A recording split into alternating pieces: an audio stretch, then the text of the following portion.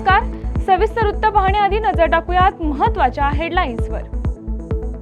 छत्रपती संभाजीनगर शहर पाणी पुरवठा योजना ऑक्टोबर अखेरपर्यंत कार्यान्वित करा, मुख्यमंत्र्यांचं आवाहन. अमनोराकडून मिळालेल्या वाहनांमुळे पुणे पोलीस दलाची कार्यक्षमता वाढणार, अमितेश कुमार यांचं वक्तव्य. अवकाळीने नुकसान झालेल्या शेतकऱ्यांना हेक्टरी 50,000ची मदत मिळावी, इंडिया आघाडीची मागणी. आणि अवकाळी पावसासोबतच वन्य प्राण्यांच्या त्रासामुळे शेतकरी हवालदिल. नमस्कार, मी प्रज्ञा आणि आपण पाहताय न्यूज अनकट. महत्त्वाच्या हेडलाईन्स नंतर आता पाहूयात बातम्या विस्ताराने. छत्रपती संभाजीनगर शहराची पाणी पुरवठा योजना सर्व तांत्रिक बाबींची पूर्तता करून ऑक्टोबर अखेरपर्यंत कार्यान्वित करा. तसेच सर्व प्रलंबित कामे तातडीनं मार्गी लागण्याच्या दृष्टीनं सर्व यंत्रणांनी समन्वयानं काम करावं, अशी सूचना मुख्यमंत्री फडणवीसांनी अधिकाऱ्यांना दिल्यात. ठेकेदारांना काम करताना येणाऱ्या अडचणी पालिका आयुक्तांनी स्वतः लक्ष घालून सोडवाव्यात आणि ठेकेदारांनी ही कामे वेळेत पूर्ण करण्यासाठी आवश्यक यंत्र आणि मनुष्यबळाचं नियोजन करावं, अशा सूचनाही यावेळी देण्यात आल्या. छत्रपती संभाजीनगरात झालेल्या पाणी पुरवठा योजनेच्या आढावा बैठकीत मुख्यमंत्री फडणवीस बोलत होते. अमनोरा सिटी कॉर्पोरेशननं CSR फंडातून पुणे पोलीस दलाला 9 4-चाकी वाहनं दिली आहेत. या वाहनांमुळे पोलीस दलाची कार्यक्षमता वाढेल आणि पुण्यातील वाहतूक नियंत्रण, महिला सुरक्षा, अतिक्रमण विरोधी कारवाई यामध्ये मदत होईल, असं मत पोलीस आयुक्त अमितेश कुमार यांनी व्यक्त केलंय.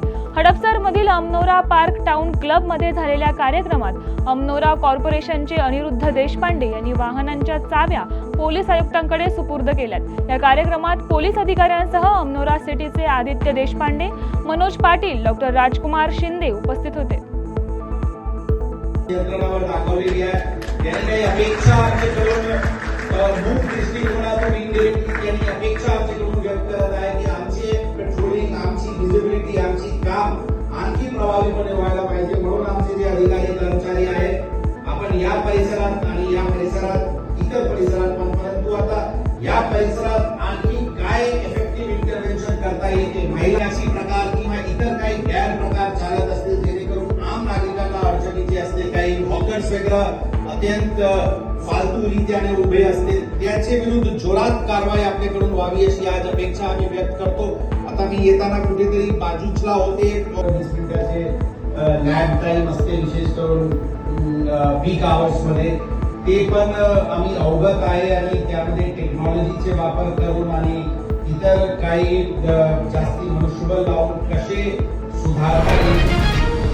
कोल्हापूर जिल्ह्यासह राज्यात मान्सून पूर्व अवकाळी पावसानं मोठ्या प्रमाणात शेतकऱ्यांचं नुकसान केलंय. त्यामुळे नुकसान झालेल्या शेतकऱ्यांना हेक्टरी 50,000ची तात्काळ आर्थिक मदत देण्यात यावी. शिवाय घरांची अंशतः पडझड झालेल्या नुकसानग्रस्तांनाही तातडीनं मदत देण्याची मागणी इंडिया आघाडीच्या वतीनं करण्यात आली आहे. याबाबत काँग्रेस खासदार श्रीमंत शाहू छत्रपती महाराज आणि विधान परिषद गटनेते आमदार सतेज पाटील यांच्या नेतृत्वाखाली शिष्टमंडळानं कोल्हापूरच्या जिल्हाधिकाऱ्यांना दिले. त्यानंतर माध्यमांशी संवाद साधताना आमदार सतेज पाटील यांनी नुकसानीवरून मुख्यमंत्री आणि कृषी मंत्र्यांवर निशाणा साधला.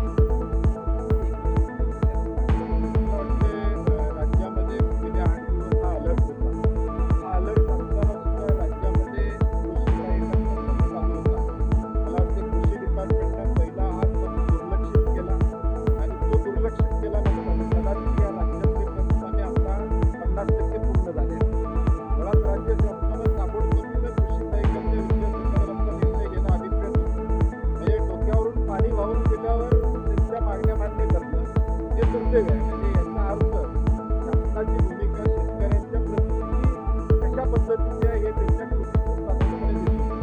म्हणून आमची मागणी आहे की 50,000 रुपये हेक्टरी हे शेतकऱ्याला या ठिकाणी मिळावेत. भुईमूग असू दे, सूर्यफूल असू दे, मका असू दे, उन्हाळी पिकं सगळी गेलेली आहेत. अनेक ठिकाणी ढगफुटीमुळं जमिनी खचलेल्या आहेत, वाहून गेलेल्या आहेत. काही ठिकाणी कोल्हापूरमध्ये बर्गे काढताना उपाययोजना करणं पाटबंधारे विभागाकडून अपेक्षा आहे. ती न झाल्यामुळे पन्हाळ्यासारख्या त्या ठिकाणी पाचनाळ असू दे, वेंगुर्ले असू दे, या गावांमध्ये बर्गे काढताना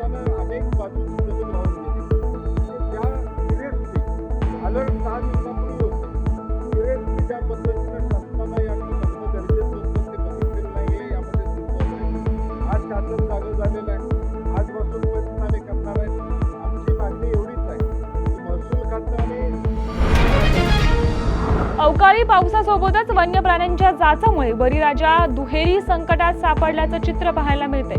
काढणीला आलेल्या बाजरी पिकावर कोंब फुटल्याचं चित्र पाहण्यास मिळतंय. तसेच परिसरात वन्य प्राण्यांकडून पावसातून वाचलेल्या पिकांचं मोठं नुकसान होत असल्यानं बळदगाव शेतशिवार परिसरातील शेतकरी हतबल झाल्याचं चित्र समोर आलंय.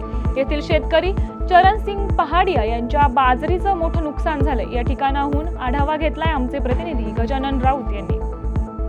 ही पेरलेली बाजरी जी आहे ती आता अवकाळी पावसामुळं मी आता दाखवण्याचा प्रयत्न करतो, याला कोंब फुटल्याचे चित्र पाहायला मिळते. त्यामुळे निश्चितच शेतकरी राजा जे आहे ते दुहेरी संकटात या परिसरात सापडल्याचे चित्र आपल्याला पाहायला मिळते. मायबाप सरकारने शेतकरी वर्गाला काहीतरी आर्थिक मदतीचा हात द्यावा अशी अपेक्षा जो आहे तो या परिसरातील शेतकरी वर्ग व्यक्त करतोय. तसेच वन्य प्राण्यांच्या जाचापासून वन्य विभागानं शेतकरी वर्गाला संरक्षण द्यावं अशी आससुद्धा या परिसरातील बळीराजा व्यक्त करत असल्याचे चित्र आपल्याला पाहायला मिळते.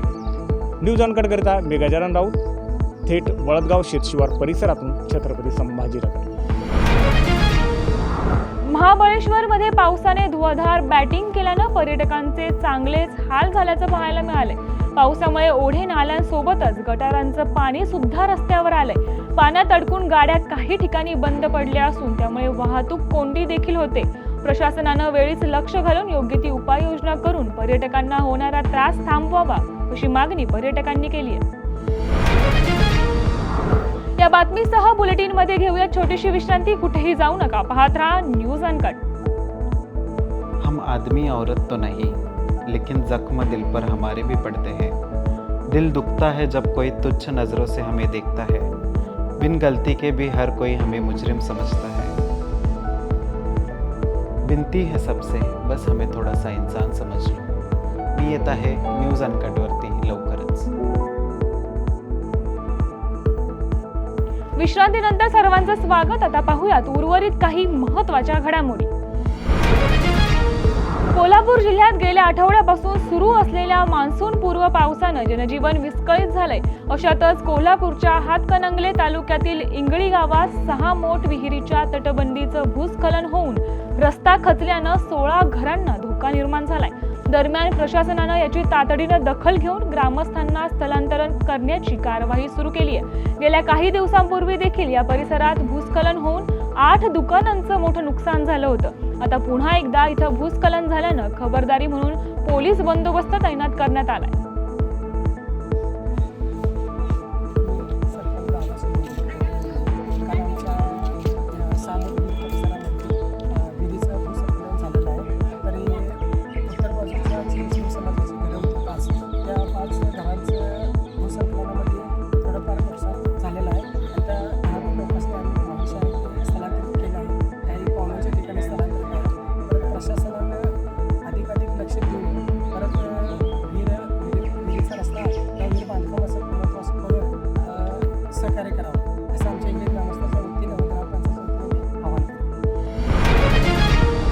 पनवेल तालुक्यातील कोरलवाडी आदिवासी वाडीला तब्बल 77 वर्षांनंतर पहिल्यांदाच रस्ता मिळाला होता. मात्र या रस्त्याचा आनंद त्यांना 20 दिवसही मिळू शकला नाहीये. नुकत्याच झालेल्या पावसात हा रस्ता वाहून जायला सुरुवात झाली असून येत्या पावसाळ्यात हा संपूर्ण रस्ता वाहून जाण्याची भीती व्यक्त केली जाते. या प्रकरणी सार्वजनिक बांधकाम उपविभाग पनवेलचे अभियंता मिलिंद कदम आणि कंत्राटदार KN घरत यांची चौकशी करून त्यांच्यावर आदिवासी अत्याचार प्रतिबंधात्मक कायद्यान्वये गुन्हे दाखल व्हावेत अशी मागणी सामाजिक कार्यकर्ते संतोष ठाकूर यांनी केली आहे. बीड तालुक्यातील चराटा प्राथमिक आरोग्य केंद्राला गेली 5 वर्षांपासून वीज जोडणी नसल्यानं रुग्णांना अनेक समस्यांना सामोरं जावं लागतंय. येथील रुग्णांना बीडला येऊन उपचार घ्यावे लागतात. दरम्यान वीज जोडणी नसतानाही महावितरण विभागानं संबंधित आरोग्य केंद्राला 90,000 रुपयांचे वीज बिल पाठवल्यानं मोठी खळबळ उडाली आहे. वीज जोडणी नसतानाही वीज बिल कसं असा सवाल आता उपस्थित करण्यात येतोय. वैद्यकीय अधिकाऱ्यांनी रुग्णांच्या सेवेसाठी वीज जोडणीची मागणी सध्या केली आहे. 5 वर्षापासून तर इथं लाईटच नाही आहे कसल्याही प्रकारची. तरी परंतु आम्हाला त्याचं विद्युत बिल आहे एकूण 90,000 रुपये आलं आहे. एकूण इथं म्हणजे 14 क्वार्टर आहेत आणि PSC दोन्हीचं मिळून असं 90,000 बिल आहे. त्याची आम्ही त्यांना विचारणा केली आणि लेखी हे असे बिल आले आहेत आम्हाला प्रत्येक क्वार्टरचे.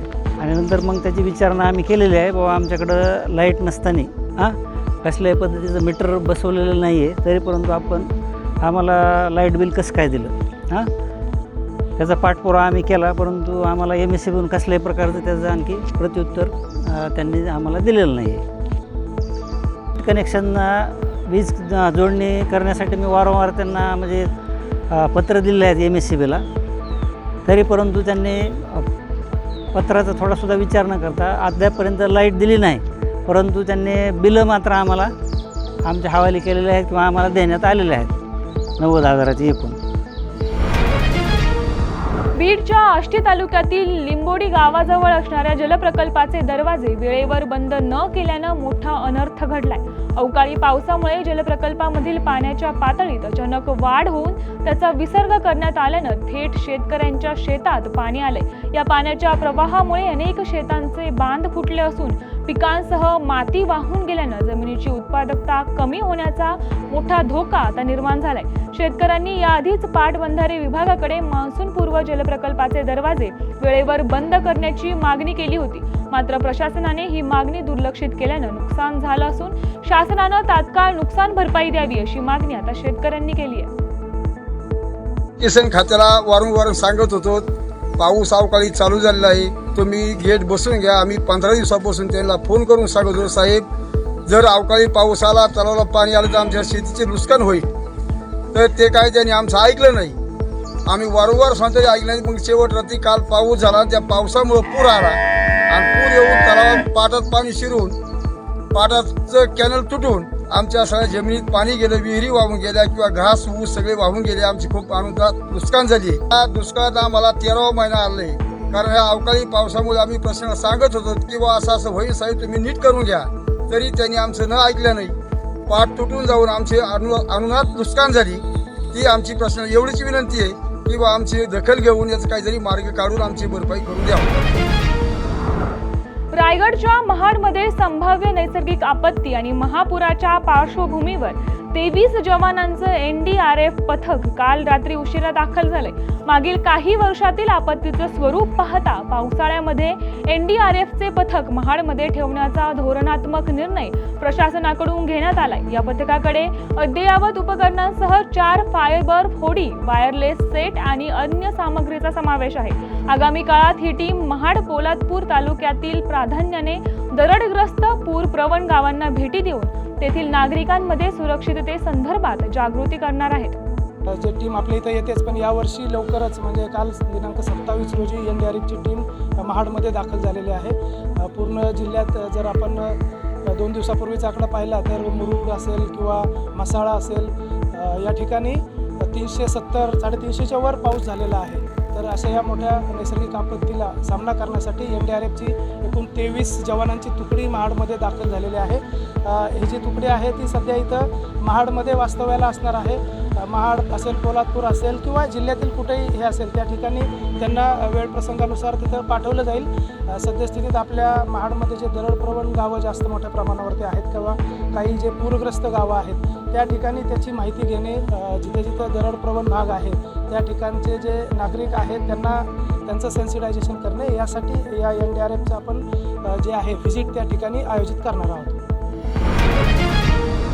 या बातमीसह घेऊयात एक छोटीशी विश्रांती. कुठेही जाऊ नका, पाहत रहा न्यूज अनकट. 10,000 किलोची झणझणीत पुणेरी मिसळ, 2100 किलोची चमचमीत खिचडी, 8 फुटाचा लांब चटपटीत कबाब. मस्त खा आणि स्वस्त रहा असे म्हणणारे भारतीय खाद्य संस्कृतीचे शिल्पकार, जगप्रसिद्ध शेफ श्री विष्णू मनोहरजी लवकरच आपल्या भेटीला येत आहेत अनकट स्पेशल या सत्रात. विश्रांतीनंतर सर्वांचं स्वागत. पाहूयात उर्वरित काही महत्त्वाच्या घडामोडी. गोंदिया जिल्ह्यात होणाऱ्या अपघातांवर आळा घालण्यासाठी उपप्रादेशिक परिवहन कार्यालयाकडून जनजागृतीसाठी सुरक्षा रथ फिरवण्यात येणार आहे. या रथाचं लोकार्पण जिल्हाधिकाऱ्यांच्या हस्ते करण्यात आलंय. हा सुरक्षा रथ संपूर्ण जिल्ह्यात फिरणार असून प्रत्येक गावागावात जाऊन वाहतुकीचे आणि सुरक्षिततेचे नियम रथाद्वारे लोकांना सांगण्यात येणार असल्याची माहिती परिवहन अधिकाऱ्यांनी दिली आहे. गोंदिया जिल्ह्यातील वाढत्या अपघातांची संख्या पाहता सन 2024च्या 2025मध्ये वाढ देखील नसली तरी देखील माननीय परिवहन आयुक्तांचे आदेश आहेत की अपघात संख्या कशी कमी करता येईल, मृत्यूंची संख्या कशी कमी करता येईल, त्या अनुषंगाने त्यांनी आदेशित केल्याप्रमाणे मग आम्ही माननीय जिल्हाधिकारी गोंदिया यांना रिक्वेस्ट केली होती, विनंती केली होती, त्याप्रमाणे त्यांनी आम्हाला निधी दिलेला आहे. त्या निधीअंतर्गत मग हे चित्ररथ किंवा सुरक्षा रथ म्हणता येईल, रस्ता सुरक्षा रथ तो आम्ही बनवला. त्याच्यामध्ये छानसं सगळ्या व्हिडिओ क्लिप्स आहेत ज्या की माणसांच्या मनाला भावतात आणि मग त्यानंतर अपघात होण्यापासून परावृत्त होतो माणूस म्हणता येईल किंवा नियम पालनासाठी त्यांना परावृत्त केलं जातं. असे काही समजा असं एक व्हिडिओ क्लिप आहे की आई त्या मुलाला हेल्मेट घेऊन जा म्हणते आणि नंतर त्याचं ते ऐकलं नाही तर त्याचं अपघात होतो आहे आणि त्याच्या डोक्याला इजा होते आणि हे होतं. तर असे काही हार्ट टचिंग व्हिडिओज आहेत खूप छान. त्याच्यामध्ये मग ते गावोगावी जाऊन मुलांना, वृद्धांना, सगळ्यांना जे काही लायसन्स करता येतात कॅम्पला त्यांना देखील हे सगळ्यांना दाखवले जातात. ग्रामीण भागात जाऊन लायसन्स अनिवार्य आहे याविषयी किंवा मोटर वाहन कायद्याच्या विविध माहितीविषयी, कलमांविषयी माहिती दिली जाते. आणि त्याचबरोबर जळगावच्या चोपडा तालुक्यातील बोरमळी येथे आरोग्य विभागाच्या हलगर्जीपणामुळे एका गर्भवती महिलेचं रस्त्यावर बाळंतपण करावं लागण्याची घटना घडली आहे. ही घटना राज्यासाठी काळिमा फासणारी असून लाडक्या बहिणींना 1500 रुपये दिले म्हणजे राज्य सरकारची जबाबदारी संपली काय? आपली आरोग्य यंत्रणा नेमकी काय करते? कुठे गेल्या रुग्णवाहिका? कुठे गेले प्राथमिक आरोग्य केंद्र? असे प्रश्न लोकसंघर्ष मोर्चाच्या प्रतिभा शिंदे यांनी सरकारला विचारले. ये ऐसा एरिया है जहाँ पर अनेक प्रकार की सुविधा देने का कानून है, जीआर है, उसके बावजूद भी, और रास्ता है, ऐसा नहीं है कि पहाड़ों में ये चीज हुई है, जहाँ पर अच्छा खासा डामरी रास्ता है, जो व्यक्ति है जिसकी पत्नी वहाँ पर डिलीवरी हुई है, उसने 4 बार फोन किए, डॉक्टर को किए, नर्स को किए, आंगनवाड़ी सेविका को किए, सबको फोन करने के बाद एम्बुलेंस वहाँ पर आई नहीं. उसको मोटरसाइकिल से अपने पत्नी को लाना पड़ा, रास्ते में डिलीवरी हो गई, बच्चा आ गया, उसकी नाल तक काटने का काम वहाँ की लोकल महिला ने किया. ये बहुत दुर्भाग्यपूर्ण है. मेरा यहाँ पर सवाल ये है कि यहाँ पर कैबिनेट मंत्री, केंद्र की रक्षाताई महिला है, खुद महिलाओं के प्रश्न के बारे में काफी सजग हमने मुक्ताई नगर में देखा था.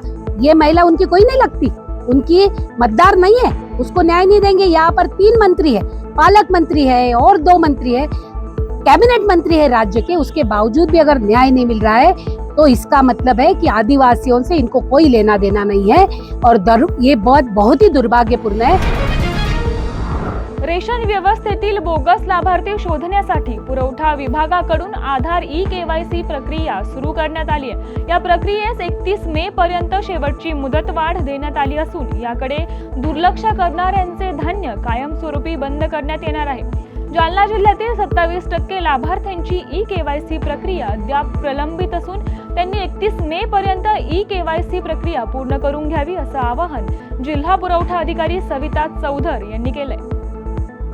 जालना जिल्ह्यामध्ये एकूण 15,98,297 लाभार्थी आहेत आणि ह्यापैकी यामध्ये 11,88,879 लोकांनी आत्तापर्यंत ई-केवायसी कंप्लीट केलेलं आहे आणि 4,31,208 लोकांचं आत्तापर्यंत ई-केवायसी करणं बाकी आहे. तसं पाहिलं ते पर्सेंटेज आपला जे आहे रिमेनिंग जे ई-केवायसी आहे ते 26%, 26.98% म्हणजे 27% जवळपास आहे. आणि याची मुदत जी आहे वारंवार शासनाने आपल्याला याच्यात मुदत दिलेली आहे. पण आता जी लेटेस्टमध्ये आपल्याला 31 मे पर्यंत सगळ्यांनी ई-केवायसी करणं आवश्यक आहे. अशाही सूचना आहेत की जर ई-केवायसी झालं नाही कंप्लीट तर पुढे त्यांचंही जे रेशनचं धान्य किंवा त्याचे लाभ आहे ते बंद केले जातील. परंतु याबाबत अजून कुठल्याही प्रकारचा शासनाचा निर्णय नाही. तर आपल्याला 31 तारखेपर्यंत सर्व नागरिकांना मला आवाहन करायचं आहे की 31 मे पर्यंत आपलं ई-केवायसी कंप्लीट करून घ्या, पूर्ण करून घ्या. यासह बुलेटिनमध्ये इथेच थांबूया. पाहत राहा न्यूज अनकट.